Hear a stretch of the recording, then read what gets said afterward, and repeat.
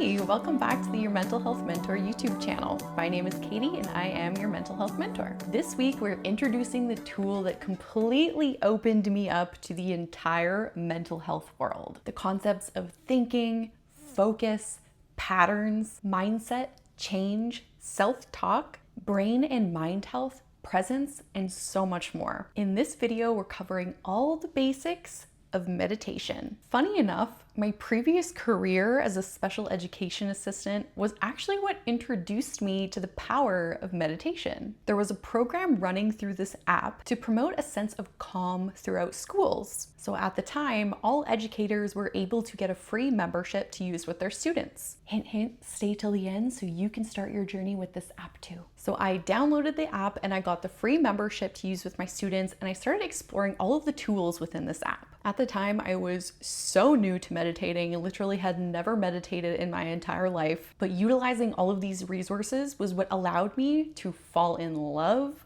with meditation. Now, at this time, I was actually already struggling with depression, and not too long after I started meditating was when I got some serious concussions. If you're just meeting me for the first time, hey, my name is Katie. I used to have depression for 10 plus years and I have post-concussion syndrome. So everything to do with the brain and the mind, I am in love with sharing value on. So within my healing journey with post-concussion syndrome, I was on a gradual return to work plan.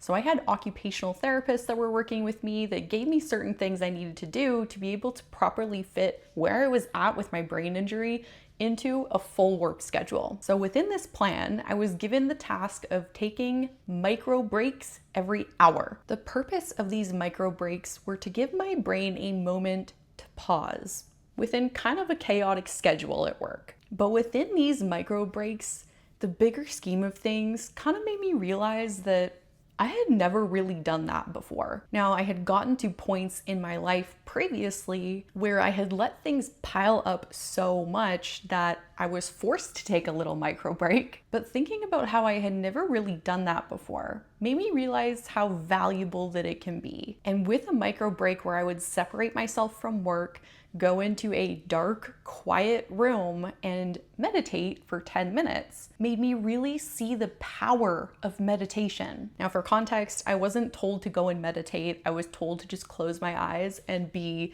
with a calm mind. But I'll be honest, I didn't know how to do that. So I had been utilizing the guided meditations on this app for a little while before, so it was kind of easy for me to jump into using the 10-minute guided meditations within this app on my 10-minute micro breaks. So moving forward, I kind of naturally fell into this 10-minute daily practice of meditation. Eventually, I didn't need the micro breaks anymore, but I continued having 10 minutes a day at least of meditation to help me have a calm mind. Over time, it helped me reduce stress, gain awareness. It helped me sleep better. I learned to respond instead of react. I built consistency within my mental health journey. It boosted my self-esteem and helped me regulate my mood. So here's the reason I am making this video for you today. Over time, as I started to post on social media about my meditation journey, I have had countless people reach out and ask me, can you please teach me how to meditate? Before I even had this YouTube channel, this has been the most requested topic that has come into my inbox. So before making this video, I had to kind of stop and ask myself why. Why are people struggling to start their meditation journey? And here's what I've gathered. There are 4 things that I hear so often as to why people think they cannot meditate. Number 1, they say they don't have time. Number 2, people say they can't sit still for very long. Number 3, I can't silence my mind, which is kind of similar to number 4. I can't stop thinking. The information I'm about to share with you is going to eliminate these problems. You do not need to sit still for hours. You do not need to completely erase all of your thoughts and have an empty mind. The truth is that we are all human. We don't have an off switch for our minds.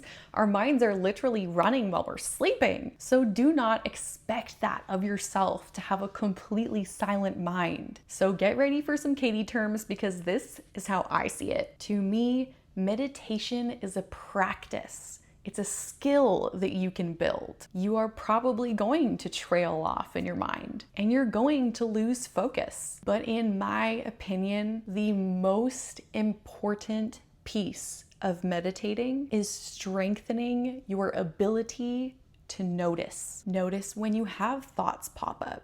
Notice when your mind trails off, and notice when you lose focus. And once you notice these things, you practice bringing yourself back to the present moment, the here and now. The whole purpose of meditation is not to silence the mind. I personally believe that the true purpose of meditation is more focused around the practice of returning to yourself, to build awareness in your daily life around what's going on in your inner world, and then practice redirecting your focus to what better serves you. It gives you the opportunity to simply observe your mind rather than reacting to it on autopilot. In my opinion, one of the most powerful ways that meditation can impact your mental health is its ability to remove you from getting lost in the past or the future and bring you back into the present moment. Think about it for a second. When you're in a mind space where you're thinking about the past, you're typically feeling some type of regret, thinking about painful moments, or negatively judging yourself. And when you're in a mind space where you're focusing on the future, this is typically when you feel anxious, fearful, or worried about what's going to happen. But when you can begin to learn how to notice when your mind space is in the past or in the future and shift into focusing on the present, those things can disappear. Worrying about the future can't happen because you're not there yet. And regretting or reliving things in the past doesn't really matter because you're right here, right now. So being able to notice and bring yourself into the present moment is such a key piece of what meditation can help you learn. Now, don't get me wrong, there's definitely good pieces of being able to reflect on the past or plan for the future. My point is, when you're spending your days focused on other days, you end up missing all of the beauty that each day has to offer you. So when we're missing all of that beauty in every single day and we're focused on the negative things in the past or the negative things that might happen in the future, then you can see how it can kind of take over your mind space no matter what's happening each and every day. But when you can learn to live each day presently, it actually lowers your stress and raises your ability to experience connection and joy. But seriously, I have a question for you. Have you ever wondered why you get the best ideas while you're in the shower? Or why you suddenly get this entire to-do list when you're lying in bed trying to fall asleep? We are so lucky to have access to technology and entertainment at the touch of a button these days. But let me put you on the spot for a second. How often do you intentionally create time to put all of that aside and just be with your thoughts? Yeah, it's probably never. So no wonder in the moments without all of those distractions, can we finally hear ourselves think? So during meditation, thoughts will seem louder. Boredom, discomfort, and emotions will appear, but those things do not mean that you're not doing it right. It's simply because you are now just noticing what was already there. So there are, in my opinion, many different ways to meditate. So let's get into the how of when it comes to the art of meditation. Let's talk when to meditate. Now, my personal favorite is first thing in the morning. I find it helps me start off my day feeling calm and prepared, but it's also really great to meditate in the evening, maybe even before bed, to help you kind of calmly relax for sleep. Another great time is when you're taking a break from something. I find if I have a long work day, taking a little midday meditation is a great way to find that sense of calm throughout your day. But of course, you have the freedom to do this whenever you want, before a shift, right after a shift, or around certain tasks that you have throughout the day. Now let's talk where. When choosing a place to practice,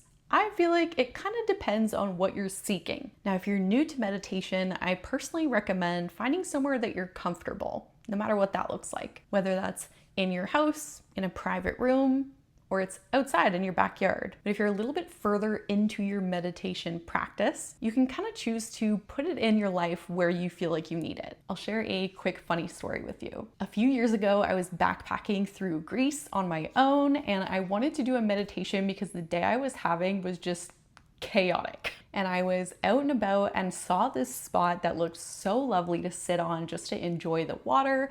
But it was a little bit of a ledge that came out with water surrounding it. And at the time I had twisted my ankle pretty bad and I was on crutches. So I picked up my crutches and I inched my way sideways all across this little ledge to sit down on the back. Now, when I sat down there and got comfy, I thought I was gonna be alone, but there was this big group of people that decided to come and be on the same little tiny ledge with me as I was meditating. And oh my goodness, this gave me a mental challenge. It was a little distracting having to focus on my meditation when I could hear everyone judging me from the back, stepping over top of my crutches and shifting their way down this ledge to just be around me to have the same view that I did. So as much as a challenge as this was, I actually found this to be one of the most beautiful meditation experiences I have ever had. As much as I wanted to just stop my meditation, stop meditating and get up and leave, I chose to stay, continue with my practice, and shut out what was around me to be able to bring my focus back to my growth, back to my breath, back to me in my present moment. And let me tell you, it felt so good to be able to continue meditating, realize that things around me were distracting, but catch myself in that thought of, uh-oh, they're probably judging me. Oh no, should I stop and move my crutches out of the way? I was able to notice where my mind was at and pull my mind back to just being happy, present, and sitting in a beautiful spot in Greece. So I finished up my practice and felt very proud of myself for just continuing, being able to catch my thoughts in a moment of judgment of myself and bring myself back to a moment of peace, calm, reassuring. And after that meditation, I felt so proud of myself. So there will be days in your life where you can choose to challenge yourself, choose to challenge that skill and grow that little bit more to be able to get even more growth out of your meditations. And this can happen easier than you think. You might be meditating in your backyard and there's construction a couple houses down. You might be meditating in a comfy private room and your kid comes knocking on the door. These things will happen, but see them as beautiful challenges to just be with yourself. Don't let outer things stand in your way of growing, and bring yourself always back to your practice no matter what is going on in life. Which brings me to the next factor: environment. So when you're starting out, it's ideal to find a calm setting so that surroundings aren't distracting you from your practice. Now, something within environment I see is very important to bring up right now. What you are listening to is going to matter a lot. For example, if you're in a calm, quiet room and you're not listening to anything, then you could hear your kids playing in the room next to you. You could hear someone watching TV down the hall. You could hear your dog barking outside the door. So personally, I've always enjoyed listening to something, whether that's calming music, nature sounds, or a guided meditation. Now let's talk about how long to meditate. Now, if you're super new to meditation, it might be a little bit easier for you to start smaller than you probably think. Like I said before, you don't need to sit down for hours to be able to meditate. Starting out by even just taking 1 to 2 minutes a day can massively help you gain the skills to be able to continue forward.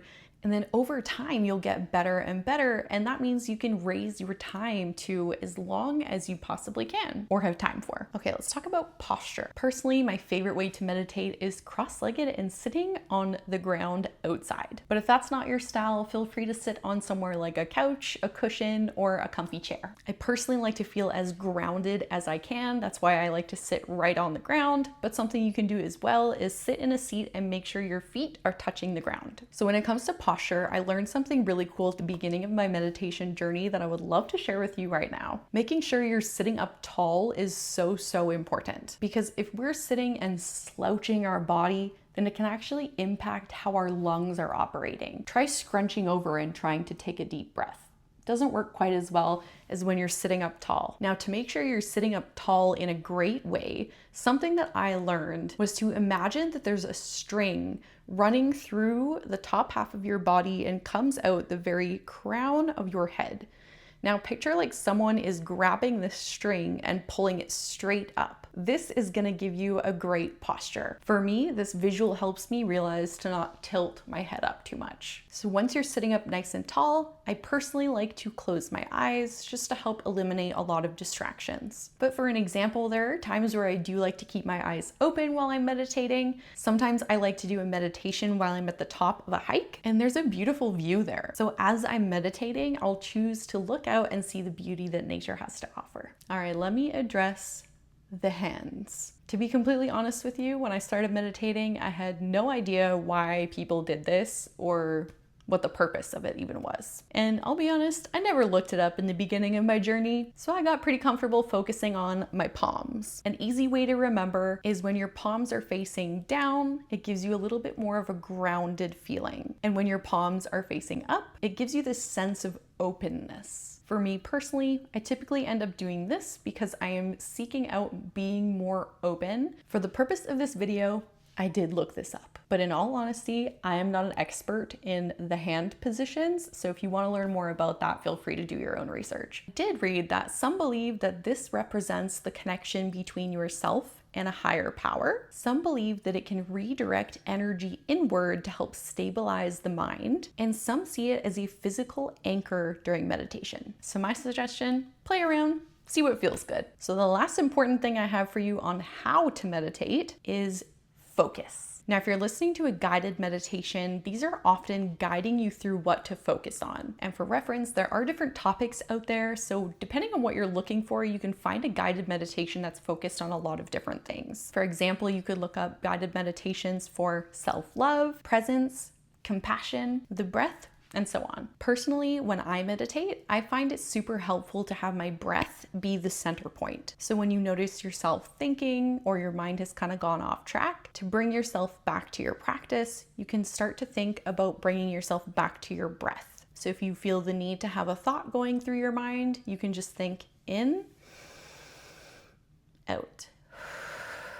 And to finish off the value in this video, I have 7 tips for you that I wish somebody told me at the very beginning of my meditation journey. Number 1, don't chase a perfect session. The practice of just doing it matters way more than how many thoughts came up. Number 2, your experience will evolve over time. Remember that we are building a skill. Number 3, some days will feel easier than others. Number 4, this practice is for you, so make it what feels best for your situation. As an example, someone with ADHD might be having a little bit of a harder time sitting still. A way to make this practice your own is choose to go for a nature walk instead. Leave your phone, no music, no podcasts, no videos, no nothing, no distractions. Just enjoy the beauty of your nature walk and see what comes up. Number 5, you do not have to empty your mind. Number 6, keep showing up. You are strengthening a new neural pathway. And lastly, number 7, your wandering mind just means that you are human. It does not mean that you are doing it wrong. So if you are committed and you are consistent, you will eventually start noticing your thoughts sooner, feeling a sense of calm and presence in your days. You'll increase your awareness and you'll start responding instead of reacting. All right, so you've made it to the end of the video. I have a treat for you. I am gifting 5 lucky souls the opportunity to use the app that I used when I was learning how to meditate, and to be honest, I still use it all the time. I have been religiously using this app for over 10 years now, and I am gifting you 30 days for free. Now this offer does renew, so even if you are seeing this video after August 2026, go ahead and still give that link in the description a try. So go and claim your free 30 days of guided meditations, music, courses, there's sleep stories, there's a kids section, there's different daily meditations, daily movements, and there's so much more. This is just my way of saying thank you for choosing to grow with me. Drop your aha moments in the comments and make sure you're subscribed for all the mental health gold. My name is Katie, I'm your mental health mentor, and I will see you next week.